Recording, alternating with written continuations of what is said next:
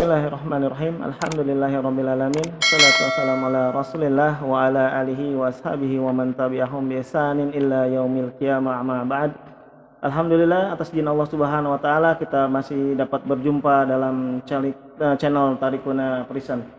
Insyaallah kita pada pertemuan kali ini akan melanjutkan ngobrol buku, ya ini buku dari penulisnya langsung Ustaz Aris Malapala yang berjudul Hijrah dari Radikal kepada Moderat. Insya Allah ini episode terakhir ya Ustaz ya? Insya Allah Ustaz Aris akan mengisahkan tentang perjalanan beliau di salah satu organisasi yang dianggap radikal ya. Seperti biasa kita sapa beliau terlebih dahulu. Assalamualaikum Ustaz. Waalaikumsalam warahmatullahi wabarakatuh. Masih sehat alhamdulillah Ustaz ya? Alhamdulillah. Selain Ustaz Aris Malapala, kita juga mengundang salah satu pengurus dari Pondok Pesantren Darul Salam Al Mubarak, Ustaz Burhanuddin Rabbani. Gimana kabar antum Ustaz? Alhamdulillah baik. Ya, bagaimana kondisi antum pada saat menjalani kehidupan di organisasi antum anggap radikal tersebut Ustaz?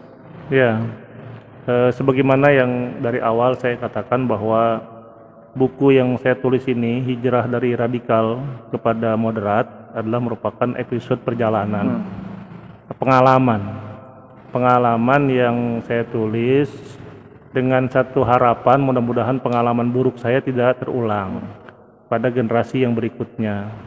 Jadi kalau di dalam surat Yusuf surah yang ke-12 itu Allah Subhanahu wa taala berfirman, a'udzubillahi minasyaitonir rajim, laqad kana fi qasasihim ibratan liulil albab.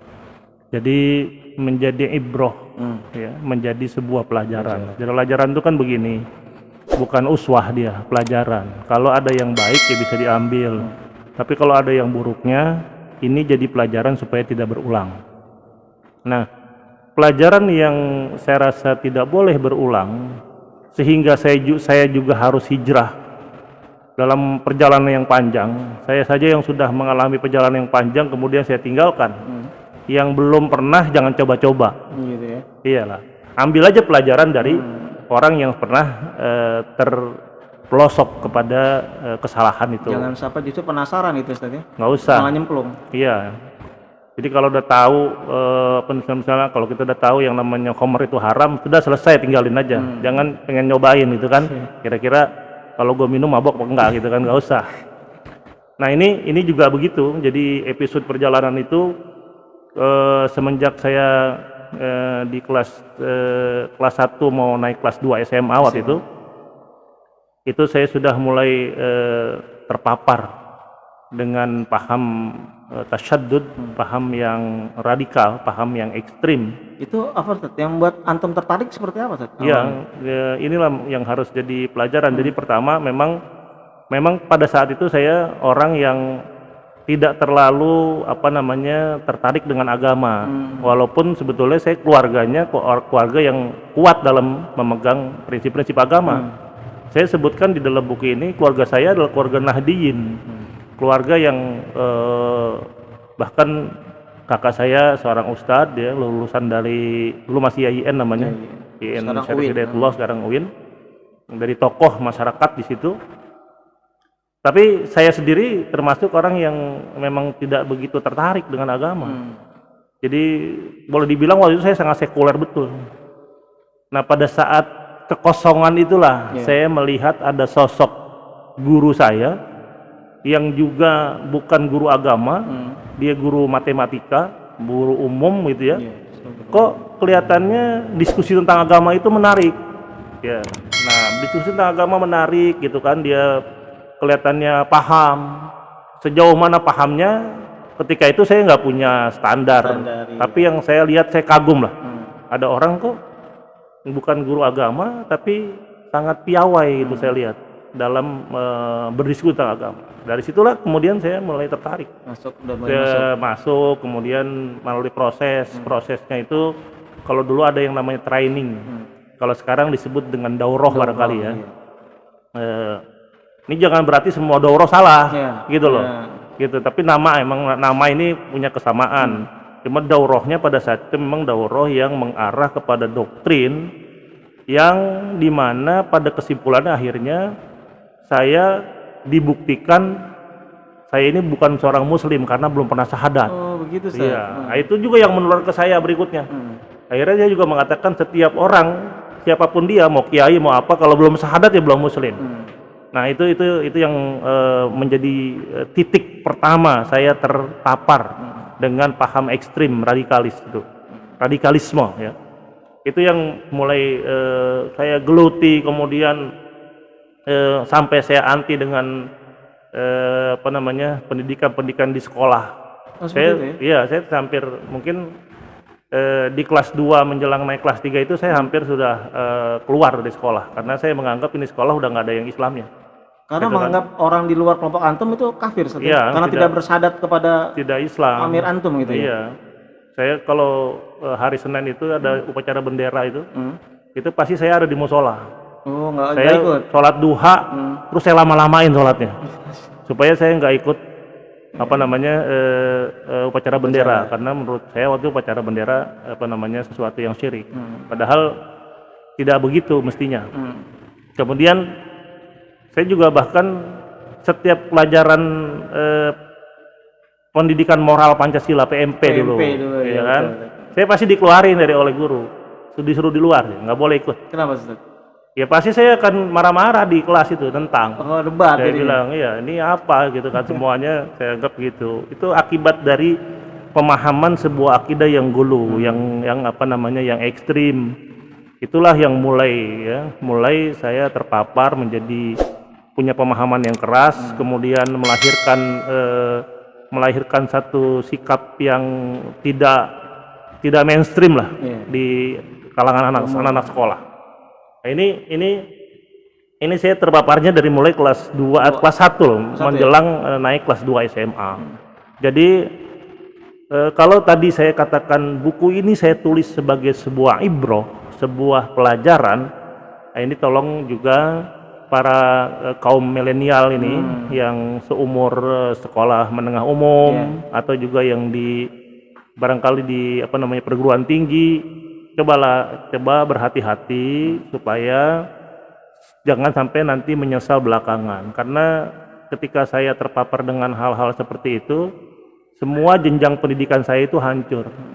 Tapi juga kita nggak mesti takut juga dengan hadir ke pengajian saat itu. Oh iya, kalau beda antara hadir dengan pengajian, kemudian berhati-hati dengan kelompok-kelompok yang membawa pesan-pesan dan ajaran yang radikal. Di situ makanya saya pesannya bukan jangan tinggalkan, tapi hati-hati, itu kan hati-hati. Kita harus punya guru yang baik pemahamannya, yang baik di dalam pengamalan Islamnya. Itu yang dari awal saya terpapar. Jadi selama antum berada di kelompok tersebut, Ustaz, ukhuwahnya seperti apa, Ustaz? Apakah betul-betul ukhuwah Islamiyah atau justru malah saling curiga, Ustaz? Karena kan ini kita anggap kelompok bawah tanah biasanya kalau kelompok radikal, Ustaz. Sebetulnya kelompok-kelompok gerakan yang muncul itu apapun namanya itu rentan dari perpecahan. Karena memang pertama, dari awal saya bilang seorang yang berpaham radikal itu orang yang intoleran. Jadi sangat susah menerima perbedaan.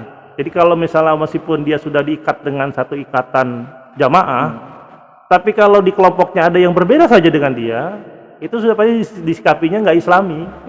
Iya, disikapi dengan hal-hal yang tidak Islami. Ini sudah menjadi rahasia umum lah di mana-mana. Makanya seorang pengamat terorisme itu, saudara Al-Haidar bilang di tubuh gerakan Islam itu mengalami perpecahan sampai pada partikel yang terkecil yang nggak bisa pecah lagi, sampai kayak gitu. Nah ini kan jadi memang kayak jadi budaya gitu. Di satu sisi kita menggaungkan persatuan.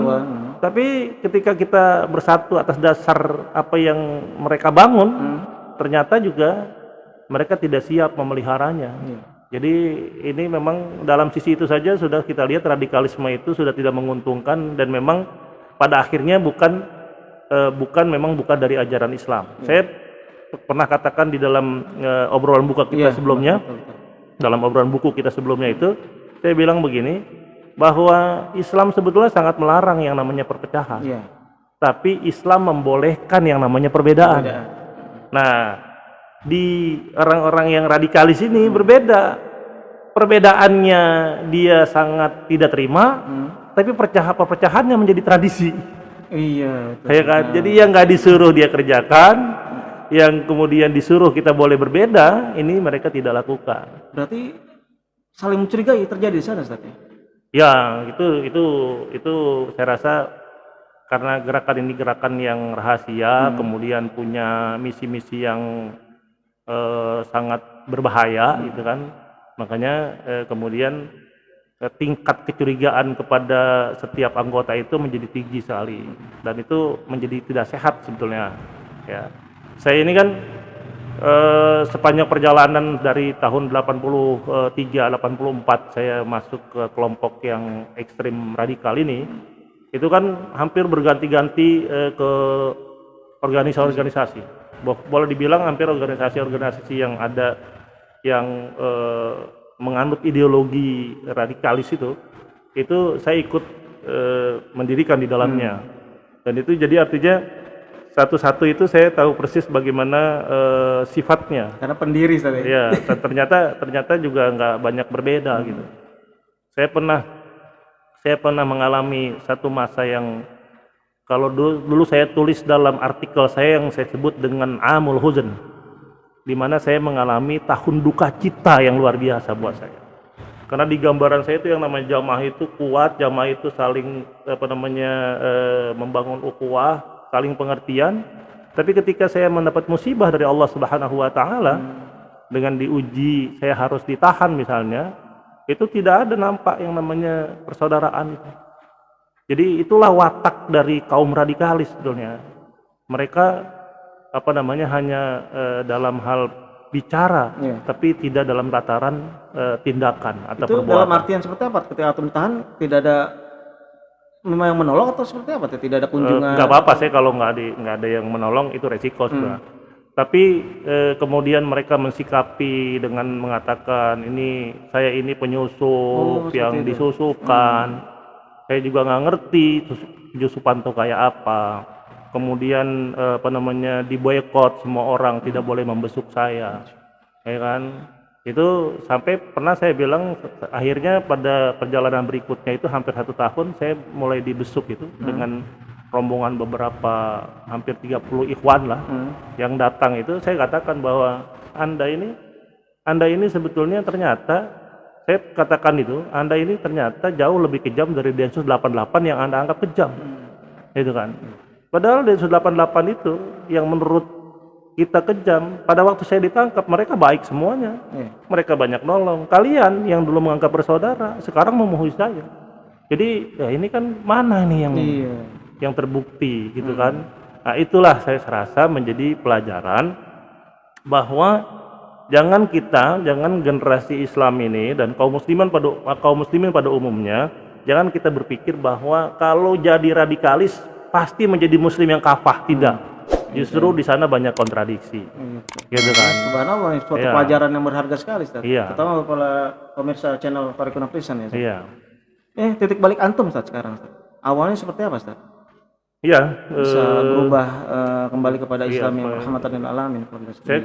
Titik baliknya sebetulnya kalau titik baliknya itu kalau saya harus menjadi seorang yang moderat itu, saya katakan sebetulnya sudah ditanamkan itu menjelang tahun 2000, tahun 90-an, 97, 98 itu sudah oleh guru dan pendiri muassis daripada Thariquna, Allah yarham, Ustadz Muhammad Sobari MA, di mana beliau itu menarik saya dan beberapa ikhwan itu untuk lebih dalam mempelajari agama dan tinggalkanlah sikap-sikap ekstrim.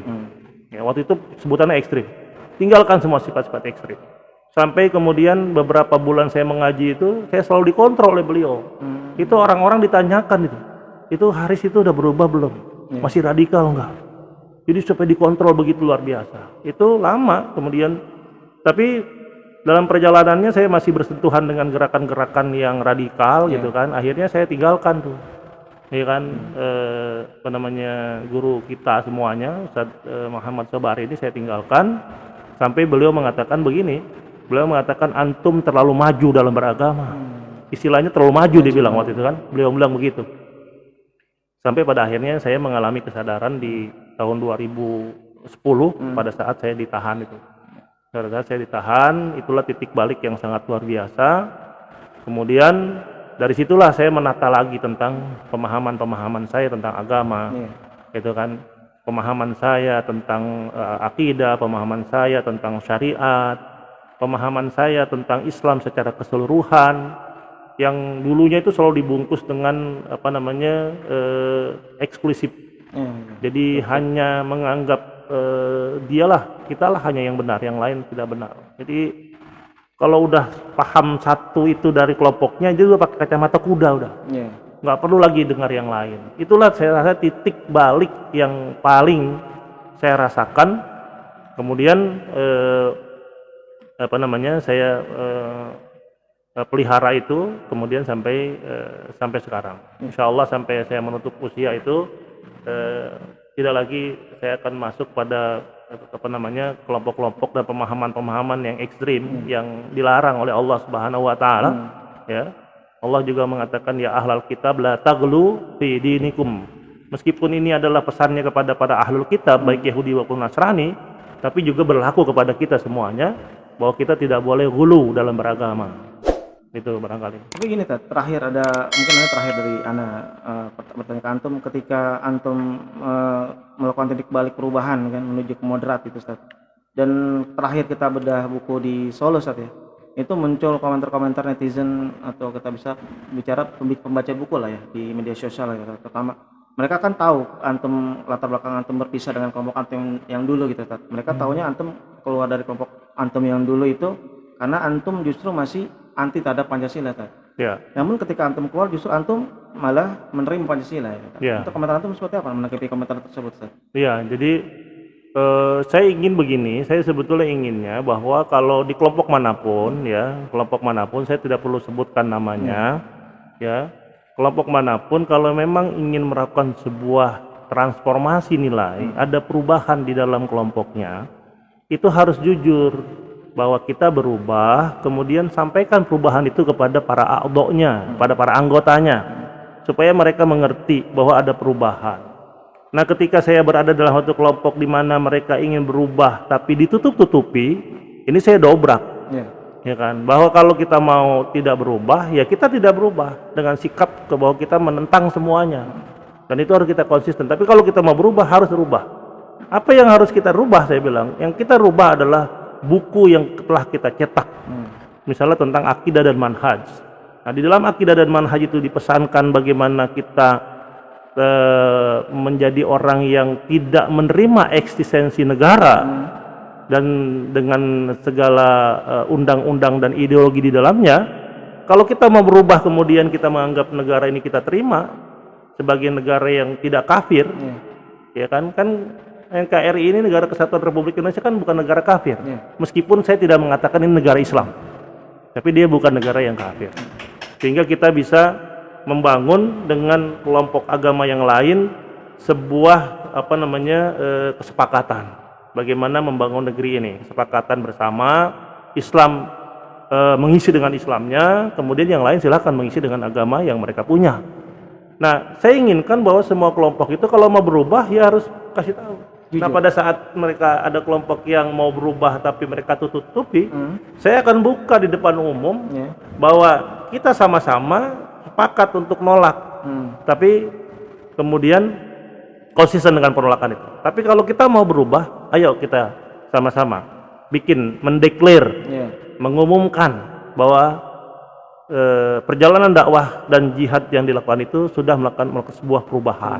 Gitu. Jadi saya bilang mengambil sikap kalau saya berada dalam satu jamaah yang sebelum saya keluar, kemudian jamaah itu ada akidahnya begini, ya, ada bukunya namanya Akidah dan Manhaj, akidahnya begini, kemudian metode perjuangan begini, itu harus saya pegang kuat, ya kan? Nggak boleh kemudian saya menentang. Seberapapun penentangan di dalam itu saya harus pegang. Tapi ketika saya menyatakan keluar, ya saya tinggalkan itu. Iya, betul. Gitu. Iya. Jadi kalau orang tanya, kok sekarang berubah? Yang namanya hijrah.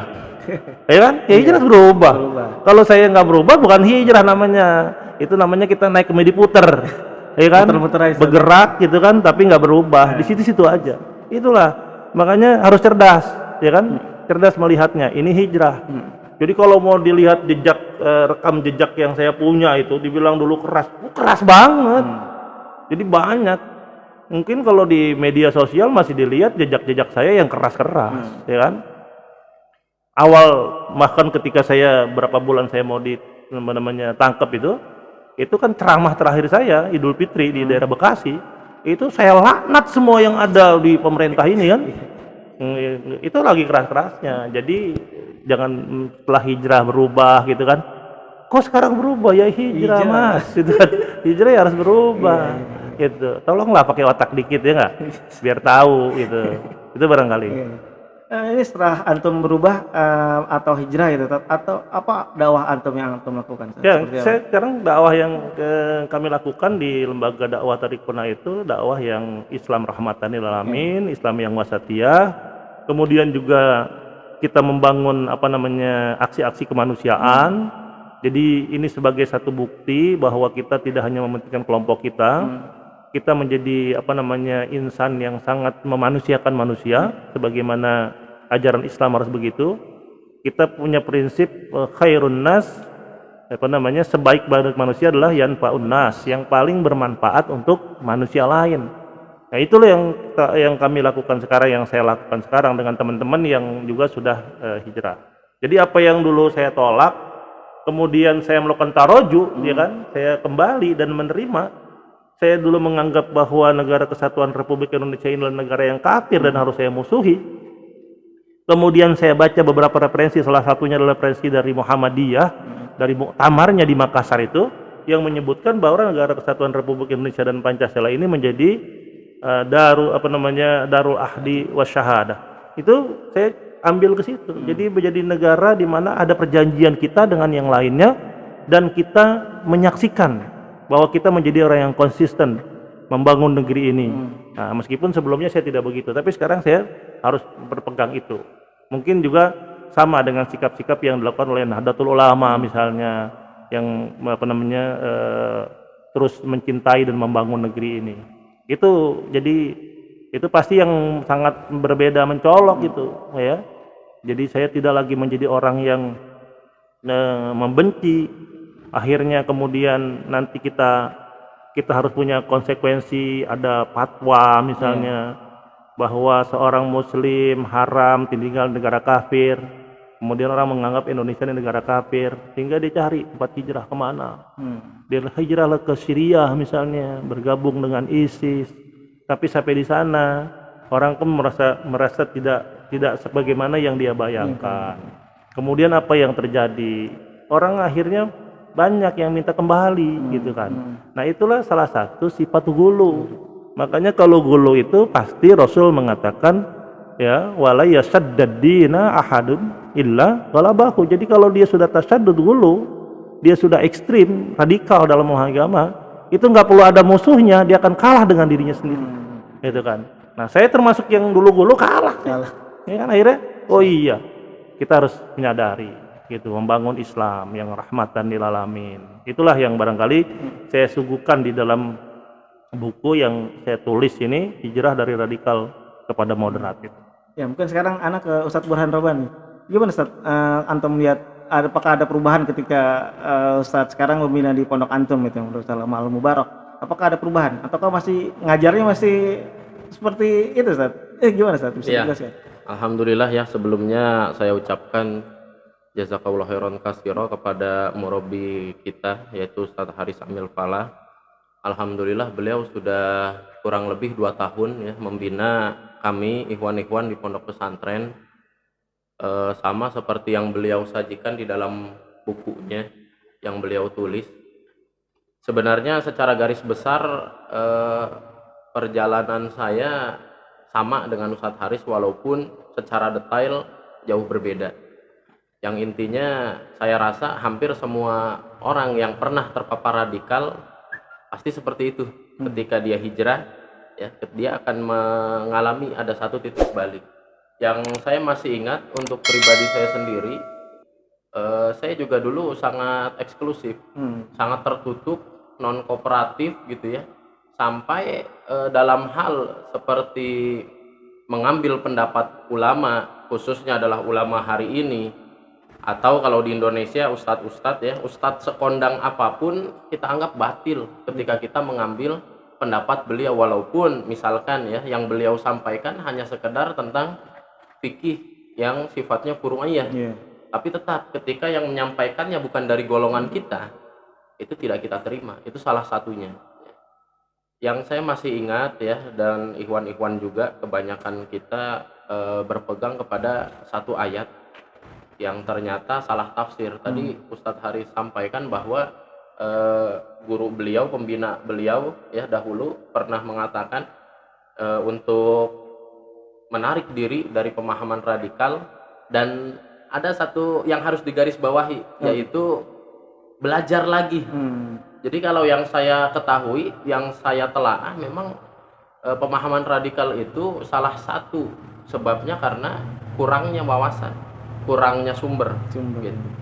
Nah, yang kami dahulu yakini itu barangkali memang sangat salah karena sedikit sekali kami mengkaji tafsir dari ayatul Quran yang ditafsirkan oleh para ulama, khususnya adalah para ulama salaf, ya, salaful ummah. Ini surat Al-Baqarah ayat 137.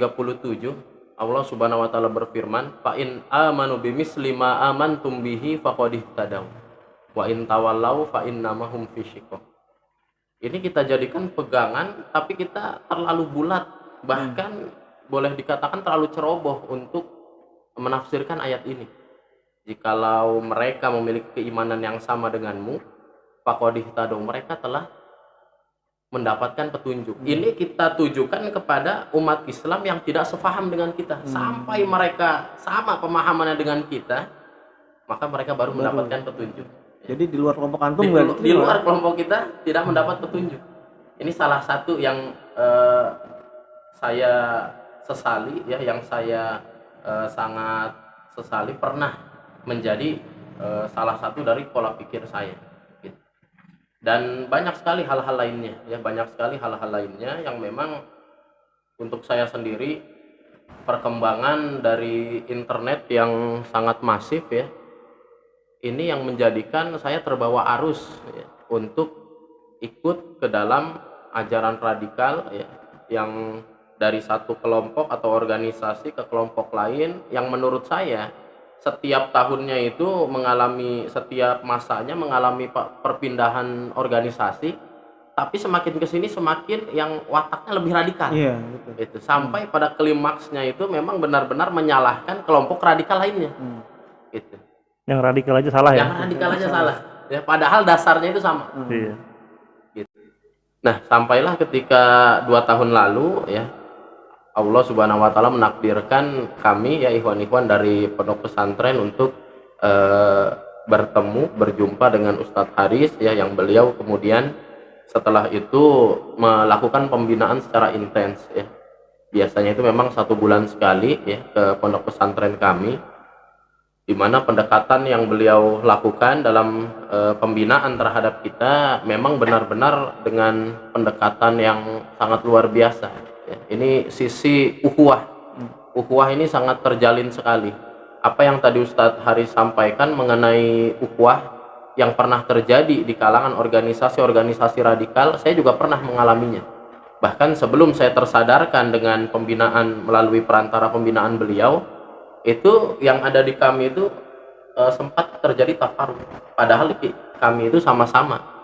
Dari awal kami sama-sama gitu ya, kemudian berbaiat juga bersama, diistilahkan juga berjuang bersama, tapi karena ada sedikit perbedaan, dari yang sedikit itu menjadikan tafarruq, menjadikan perpecahan. Bahkan yang lebih ironinya lagi adalah bahasa yang dipakai ketika itu adalah barok kepada sesama muslim. Berlepas diri ya kepada sesama muslim, padahal kan ayatnya jelas, bara'atum minallah wa rasuluhi ilal ladzina ahadtum minal musyrikin. Konsep baro dalam Al-Qur'an itu adalah kepada orang-orang di luar Islam ya. Itu intinya seperti itu.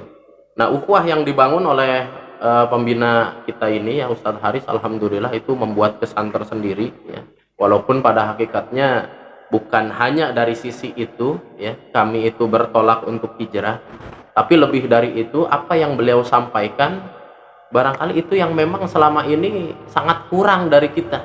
Karena kita terlalu eksklusif, tertutup, sehingga tidak mendapatkan pencerahan dari yang lain ya. Begitu, kurang lebih seperti itu. Nah, yang Ustadz Haris lakukan ya kepada kami, alhamdulillah ya, beliau sangat sabar, beliau secara perlahan tapi pasti ya terus memberikan pemahaman yang benar, yang hak sesuai dengan keyakinan Ahlus Sunnah wal Jamaah ya. Yang lebih dari itu, yang baru sekali ketika itu saya dan ikhwan-ikhwan ketahui adalah tentang bagaimana akidah Islam yang wasatiyah, yang pertengahan ya. Yang pertengahan di antara gulunya orang-orang Khawarij ya, dengan orang-orang Murji'ah yang menyepelekan terhadap perintah atau kewajiban atau syariat Islam. Nah, setelah itulah baru alhamdulillah ya sampai hari ini saya juga banyak terus berdiskusi ya melalui pembinaan dari beliau, yang alhamdulillah juga di pondok pesantren kami sudah banyak sekali perubahan ya, sudah banyak sekali perubahan dalam arti hijrah ke sini benar-benar kepada wasatiyah tadi ya, kepada moderat yang rahmatan lil alamin, Islam yang rahmatan lil alamin. Walaupun sampai sekarang saya juga masih berkeyakinan bahwa Islam itu dalam tubuh Islam sendiri tidak ada pilihan. Artinya yang namanya Islam itu harusnya rahmatan lil alamin. Betul. Mungkin ya karena dikotori dengan sifat-sifat ya radikal dan yang lain sebagainya dari umat Islam itu sendiri. Ya seperti itu.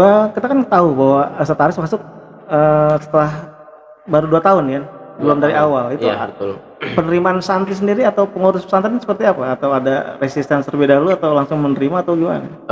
Awalnya sebelum Ustadz Haris itu masuk, paling tidak kan dengan saya dan dengan penasehat yayasan ya Ustadz Saprijal ketika itu, yang awalnya itu memang kita berbicara terlebih dahulu secara tatap mata langsung, tatap wajah langsung sebelum Ustadz Haris itu membina kepada ikhwan-ikhwan semua.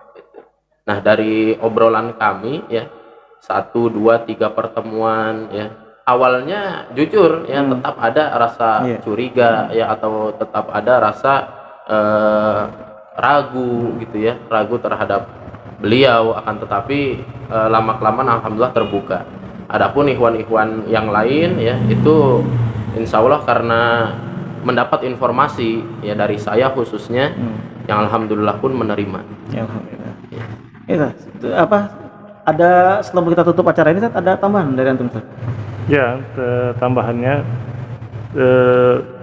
ini obrolan kita terakhir tentang buku Hijrah dari Radikal kepada Moderat ya.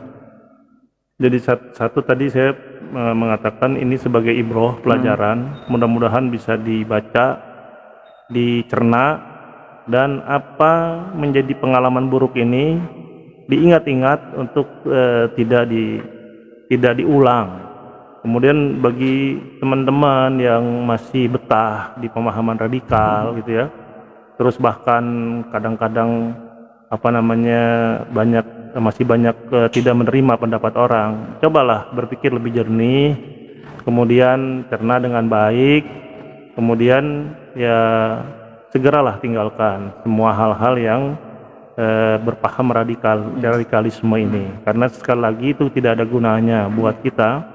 Bahkan kalau saya katakan nanti kita akan punya andil menodai keindahan daripada ajaran Islam ya, jangan sampai kita menjadi bagian orang yang al-Islam mahjubun lil muslimin. Jadi keindahan Islam itu terhijab oleh perilaku dari orang-orang Islam. Nah, kita jangan sampai bagian dari itu. Barangkali itu Allah alam bisawab. Ada lagi yang mau sampaikan, Ustaz? Cukup.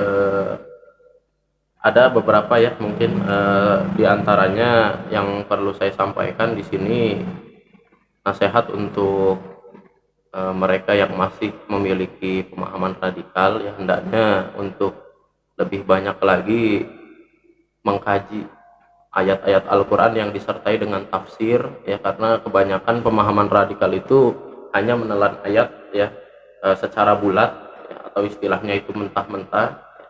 Dan pelajari juga al-ahkam, ya, kita tidak menyalahkan orang yang mempelajari tauhid karena memang itu dasar dan memang wajib, hukumnya wajib.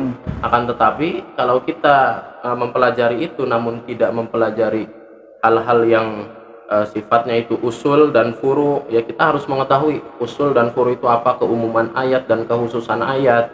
Karena kalau kita tidak mempelajari itu, kita akan salah dalam pembacaan terhadap ayat tersebut. Termasuk diantaranya adalah waqi'iyah, atau penempatan ayat syariat Islam, ya, yang disesuaikan dengan kondisi zaman, kondisi tempat, ya, di mana kita tinggal. Itu saja. Ikhwan Fidin, insya Allah ini adalah akhir dari pembicaraan kita hari ini. Ini episode terakhir, Ustaz, ya. Jadi insya Allah kita tuntaskan ngobrol buku Hijrah dari Radikal ke Bandung Barat. Pada saat ini kita sudahi, insya Allah. Mungkin podcast berikutnya kita ungkap tema-tema lainnya, atau kita bahas buku-buku lainnya, atau dari pondok-pondok pesantren yang akan kita bahas pada channel kita. Kita akhiri dengan Assalamualaikum warahmatullahi wabarakatuh. Waalaikumsalam warahmatullahi wabarakatuh. Allah